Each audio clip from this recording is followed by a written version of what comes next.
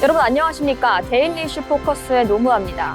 오늘도 하루 동안 있었던 뉴스에 대해서 쉽고 빠르게 정리해 드리려고 하는데요. 먼저 헤드라인 살펴보면서 주요 이슈들에 대해 알아보도록 하겠습니다. 첫 번째 헤드라인입니다. 국토교통부가 오는 17일부터 한 달 동안 행정안전부와 경찰청, 지자체와 합동으로 불법 자동차를 일제히 단속합니다. 특히 후방 반사지의 미부착 등 안전기준 위반 차량과 안전사고를 유발하는 무단방치 자동차에 대한 단속을 강화할 계획입니다. 이륜차와 관련해선 소음기 불법 개조와 증화장치의 임의 변경 같은 불법 튜닝을 비롯해 번호판 미부착과 훼손 그리고 가림 등을 집중 단속할 예정입니다. 또한 앞서 올해 상반기 단속에서는 지난해 같은 기간보다 33.7% 증가한 22만 9,500여 건이 단속됐습니다. 두 번째 헤드라인입니다. 올해 9월까지 나라 살림 적자 폭이 100조 원을 넘어섰습니다. 기획재정부가 발표한 월간 재정 동향의 11월호를 보면 지난 9월 말 기준 총 수입은 지난해 같은 기간보다 41조 4천억 원 증가한 480조 7천 원으로 집계됐습니다. 9월까지 총 지출은 544조 2천억으로 집계됐는데요. 총 수입에서 총 지출을 뺀 총 통합 재정 지수는 63조 5천억 원의 적자를 기록했습니다. 또 통합 재정 수지에서 국민연금 등 4대 보장성 기금을 차감한 관리 재정 수지는 102조 4천억 원의 적자로 100조 원을 넘어섰습니다. 코로나19 팬데믹으로 대규모 집행이 집행됐던 지난 2020년 이후 역대 두 번째로 많은 수준입니다. 다음 헤드라인입니다. 지난달 정보통신기술 분야의 수출이 조업 일수의 감소에도 인공지능 수요에 따른 반도체 호황에 힘입어 역대 10월 중 최대 실적을 기록했습니다. 과학기술정보통신부의 자료를 보면 지난달 정보통신기술 수출액은 233억 3천만 달러로 지난해 10월보다는 12.2%나 증가했습니다. 특히 반도체 수출액은 157억 4천만 달러로 25.4% 증가하며 8개월 연속 두 자릿수의 성장세를 기록했습니다. 이렇게 세 가지 헤드라인을 통해 주요 이슈 살펴봤는데요. 다음으로는 미디어 포커스로 넘어가서 사진과 영상 자료와 함께 이슈를 살펴보도록 하겠습니다. 겨울철에는 폭설과 도로 살얼음 등으로 어느 때보다도 도로 위의 위험 요소가 정말 많은데요. 정부가 모레부터 넉 달 동안 제설 대책 기간을 운영합니다.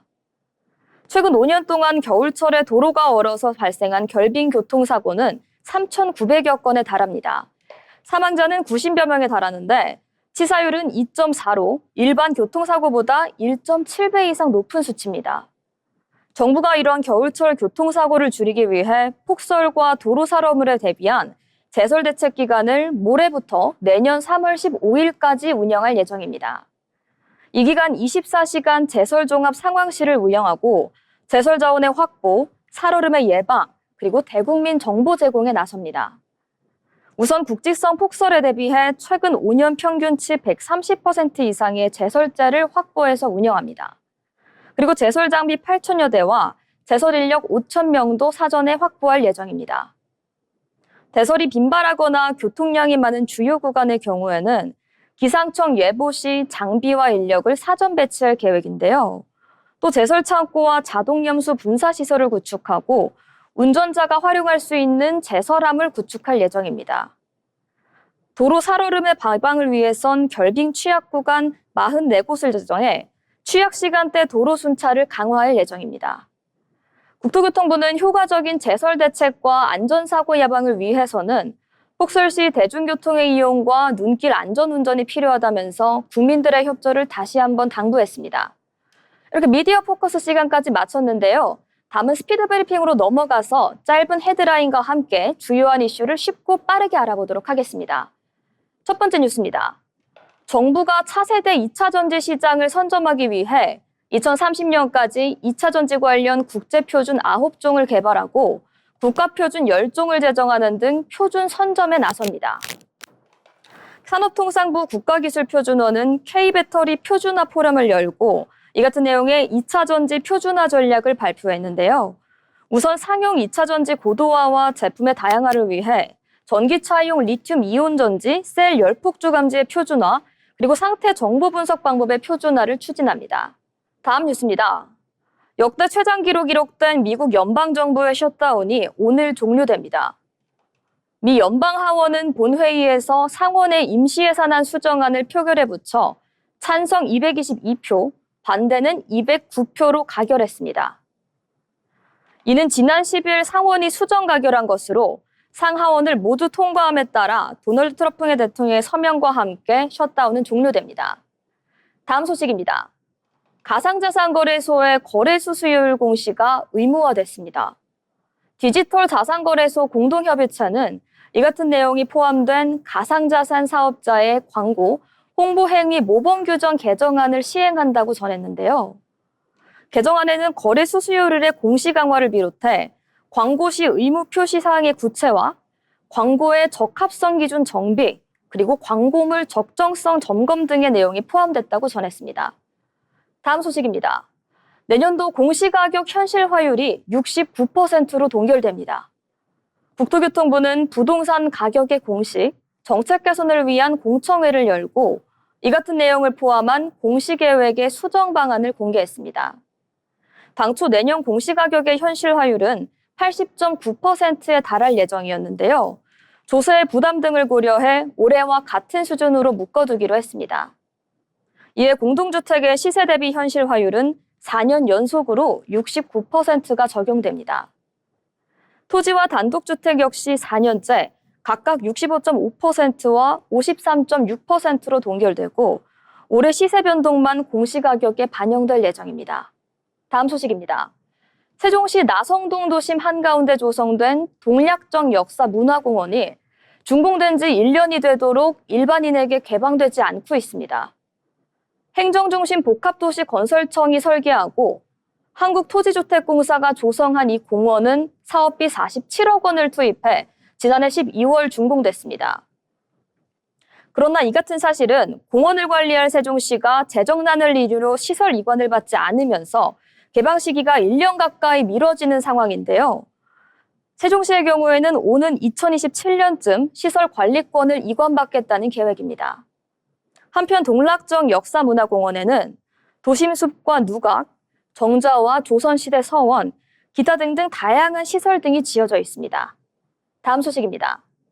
한국수목원 정원관리원은 대전 오월드에서 지내던 백두산 호랑이 미령을 경북 봉화에 있는 국립백두대간 수목원 호랑이 숲으로 이주시켰다고 밝혔습니다. 미령의 이주는 지난달 22일 진행됐으며 현재는 내실에서 환경 적응 중인 것으로 알려졌는데요. 수목원은 안정 수준과 내부 상황을 종합적으로 고려해 호랑이 미령을 추후 공개할 예정입니다. 다음 소식입니다. 경북 포항해양에서 마약 의심 물질이 잇따라 발견돼 해경이 수색에 나섰습니다. 포항해양경찰서에 따르면 지난달 15일 미공리 해안을 시작으로 26일에는 청진리 해안, 이달 방어리 해안에서 마약 의심 물질이 잇따라 검출됐습니다. 해경은 군과 세관, 시민단체에게 검사를 받는 한편 마약 의심 물질을 발견하면 즉시 신고해달라고 부탁했습니다. 다음 소식입니다. 지방도로에 설치된 CCTV가 사실상 방치되고 있다는 지적이 나왔습니다. 전북자치도의 이병도 의원은 어제 열린 전북도 건설교통국 행정사무감사에서 2년 전 오송 참사 이후 도로관리 CCTV의 실시간 관제 중요성이 강조됐지만 전북도는 지방도 관리용 CCTV를 사실상 방치하고 있다고 전했습니다. 이 의원은 이어서 도로관리용 CCTV 115대를 설치해놓고도 관제 시스템과 전담 직원이 없어 사실상 그저 방치된 상태에 불과하다는 지적을 했습니다. 다음 소식입니다.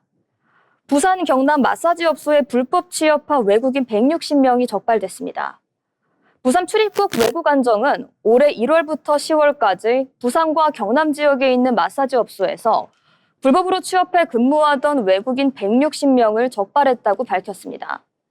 적발된 외국인은 대부분 태국과 중국 국적으로 이번에 모두 강제 퇴거됐는데요. 외국인청은 또 불법으로 외국인을 고용한 업주에 대해서도 3억 4천여만 원의 범칙금을 부과했습니다. 다음 소식입니다. 국토교통부가 새만금항 인입철도 건설 사업에 대한 기본 계획을 확정 고시했습니다. 오는 2033년 하반기 개통을 목표로 전북 군산 대야면에서 새만금 신항만까지 단선출도 48.3km를 잇는 사업입니다. 이렇게 오늘의 스피드 브리핑까지 살펴봤는데요. 다음은 전승현 뉴스캐스터 연결해서 신문 브리핑 알아보도록 하겠습니다.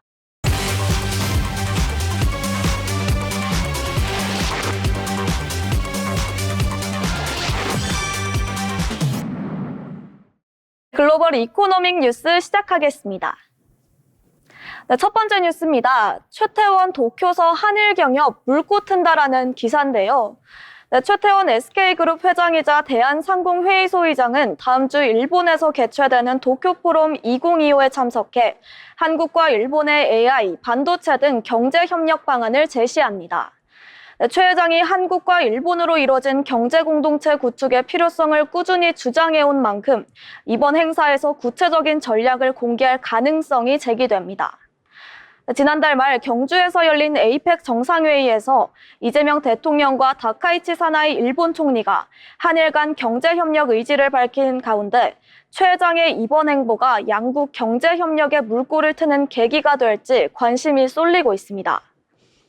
재계에 따르면 최 회장은 오는 21일 일본 도쿄에 위치한 도쿄대 야스다 강당에서 열리는 도쿄포럼 2025에 참석합니다. 이번 포럼은 자본주의를 제고하다를 주제로 진행되며 개회사에는 후지이대로 도쿄대 총장이 나설 예정입니다. 최 회장은 개회사를 통해 자본주의가 직면한 불평등과 지속 가능성, 기술 전환 등의 문제를 짚고 새로운 경제 패러다임을 만들기 위한 한일 간 협력의 필요성을 강조할 것으로 전망됩니다. 그는 그동안 여러 공개석상에서 한일 경제의 연대 필요성을 지속적으로 언급해 왔는데요.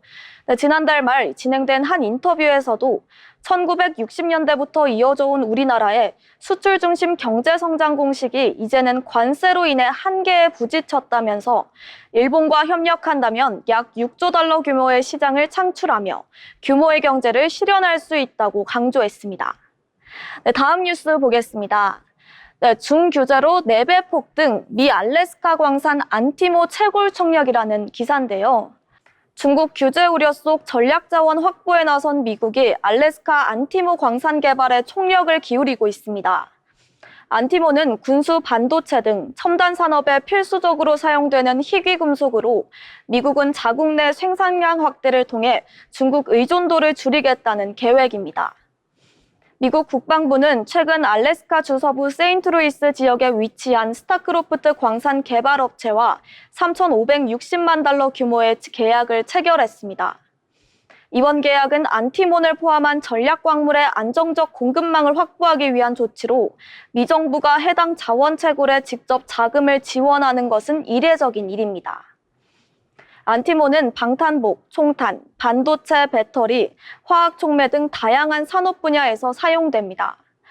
그러나 전 세계 생산량의 90% 이상이 중국에 집중되어 있어 공급 불안 우려가 꾸준히 제기되어 왔습니다.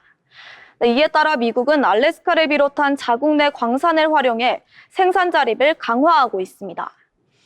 미국 일간지 월스트리트 저널은 중국의 수출 통제가 이어지는 가운데 미국은 향후 10년 내에 자국 내 전략 광물 생산 비중을 최소 2~3배까지 끌어올리는 것을 목표로 하고 있다고 보도했습니다.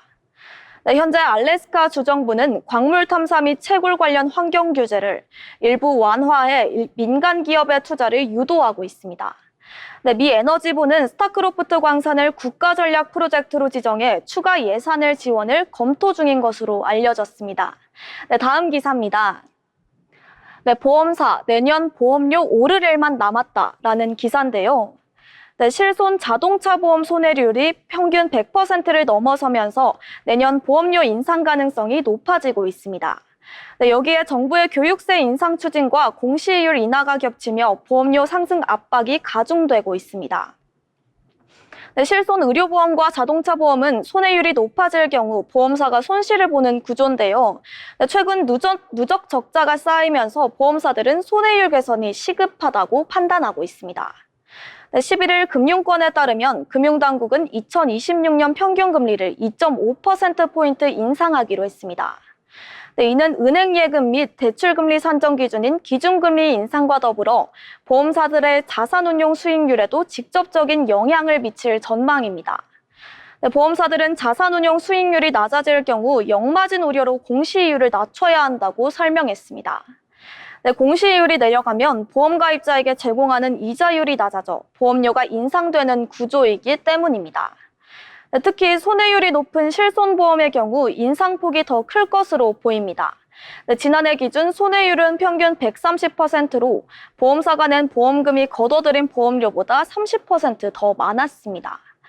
한 손해보험사 관계자는 지난 2024년 2분기 기준 자동차 보험 손해율도 5개 손보사 평균 80%를 넘어섰다며 수익성이 악화되고 있어 내년에는 보험료 인상이 불가피하다고 밝혔습니다. 손보업계는 손해율 개선을 위한 제도적 보완도 요구하고 있습니다. 한 보험사 관계자는 정부가 추진하는 교육세 인상 등으로 비용 부담이 커지고 있다며 손해율이 높은 상황에서 추가 세금 인상은 업계의 부담으로 작용할 것이라고 말했습니다.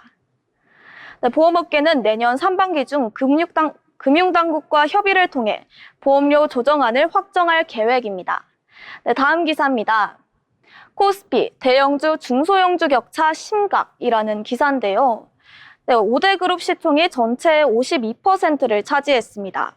대기업 집단 시총이 82%를 휩쓸었는데요. 반도체, 조선, 방산, 원자력, 전력 등 전력 산업을 보유한 그룹들이 독주하고 있습니다. 중소형주는 소외 리스크가 부상하며 조정장에서 충격이 확대된다는 지적이 나오고 있습니다.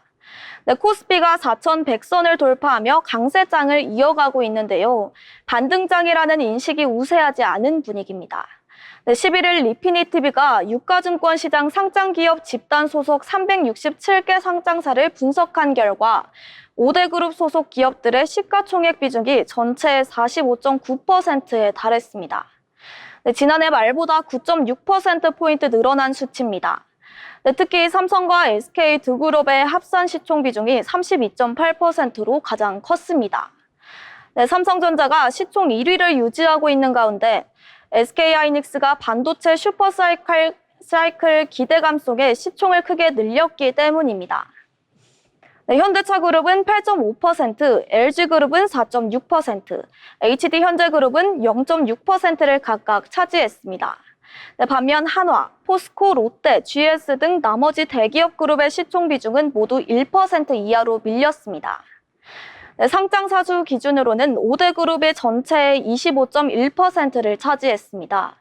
시가총액 상위 30개 그룹까지 범위를 넓히면 이들 그룹 소속 상장사 시가총액이 전체의 82%에 달했습니다. 이는 지난해 말보다 3.9%포인트 늘어난 것인데요. 대기업 그룹 쏠림이 더 심화된 수준입니다. 이 과정에서 그룹 순위 재편도 일어났습니다. 특히 LG그룹이 시총 3위로 올라섰고 두산, 하나 등은 순위가 하락했습니다. 삼성과 SK, 현대차 등 반도체 자동차 전략 산업을 보유한 그룹들이 상대적으로 선전했습니다. 업종별로는 반도체가 23.7%, 자동차 9.3%, 2차 전지 7.3%, 전력 에너지 2.7% 순으로 비중이 높았습니다. 반면 내수 소비 관련 산업 비중은 2.2%에 그쳤습니다. 리서치 알파 관계자는 반도체, 자동차, 2차 전지, 에너지 등 전략 산업에 대한 투자 비중이 높아진 결과라며 산업 구조 자체가 대형주 중심으로 재편되고 있다고 설명했습니다.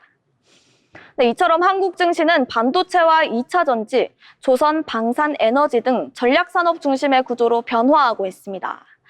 반면 내수 서비스 업종은 상대적으로 소외되고 있는데요. 코스피가 4,100선에 머물러 있지만 대형주 중심의 상승세에 그치며 불균형장이라는 평가도 나오고 있습니다. 한 증권사 관계자는 한국 증시가 대형주 중심으로 쏠리고 있다며 다양한 업종이 함께 성장해야 시장 체력이 유지될 수 있다고 지적했습니다. 그는 또 중소형주의 소외가 심화되면 향후 조정장에서 충격이 더 커질 가능성이 있다고 말했습니다. 다음 마지막 기사입니다. 위기의 K항공 공급 과잉 신호 커졌다라는 기사인데요. 국내 항공시장이 사상 최대 경제 국면에 들어섰습니다. 대형 항공사 두 곳과 저비용 항공사 9곳 등 총 11개 항공사가 동시 운항에 나서면서 공급 과잉 신호를 보내고 있는데요. 네, 여객 수요는 엔데믹 이후 늘었지만 항공 공급량이 이를 앞질러 수익성이 급격히 떨어지고 있습니다. 네, 여기에 원화 약세로 인한 달러와 리스 비용 증가까지 겹치면서 항공사들의 재무 부담이 커지고 있습니다. 네, 국토교통부 항공포털에 따르면 올해 1월에서 9월 국제선 여객 수는 6,797만 명으로 전년 동기 대비 67.8% 늘었습니다. 네, 이는 2019년 같은 기간의 98.8% 수준인데요.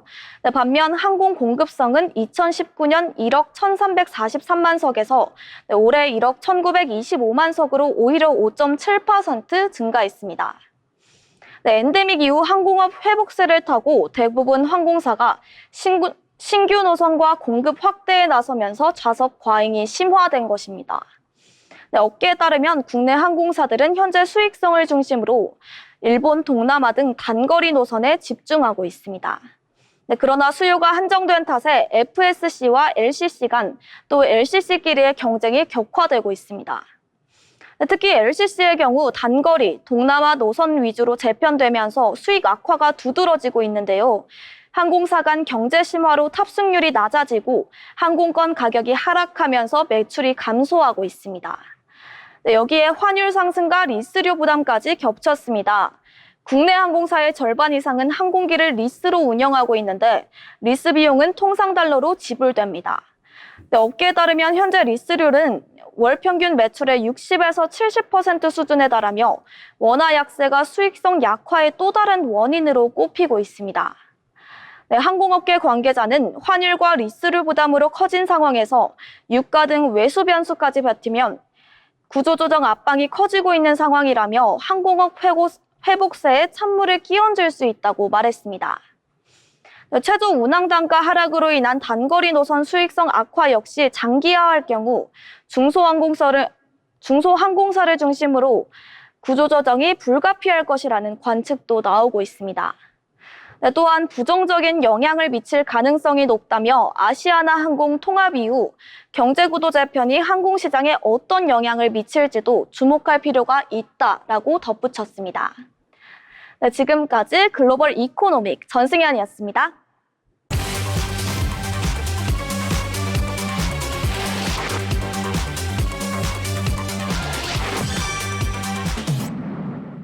네, 신문 브리핑을 통해 지난밤 있었던 뉴스까지 상세히 정리를 해보았는데요.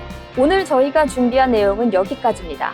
대학 수학능력 시험이라는 큰 이벤트가 있었던 만큼 여러분도 많이 지치셨을 것 같은데 수험생 여러분 진심으로 고생 많으셨고 저희는 내일 다시 알차고 빠른 뉴스로 돌아오도록 하겠습니다. 시청해주신 여러분 고맙습니다.